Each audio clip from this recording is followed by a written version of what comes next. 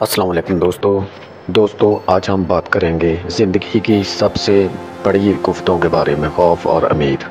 خوف ایک ایسی طاقت ہے جو ہمیں روک دیتا ہے، یہ ہمیں اپنے کمفرٹ زون میں قید کر دیتا ہے اور اکثر ہمارے خوابوں کو دبانے کی کوشش کرتا ہے۔ ہم اکثر خوف کی وجہ سے فیصلے ملتوی کر دیتے ہیں، واقع گنوا دیتے ہیں، اپنی صلاحیتوں کو محدود کر لیتے ہیں۔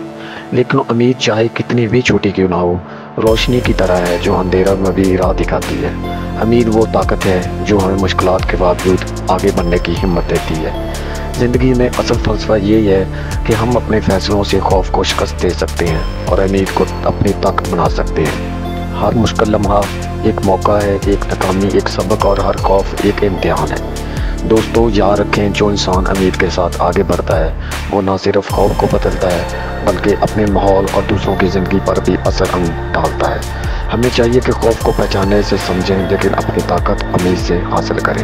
آئیے آج سے ہم اپنے خوف کا مقابلہ کریں اور امید کو اپنی رہنمائی بنائیں، کیونکہ زندگی کا اصل اصول یہی ہے کہ خوف کے اندھیروں میں بھی امید کی روشنی تلاش کریں، ہر دن کو بہتر بنانے کی کوشش کریں۔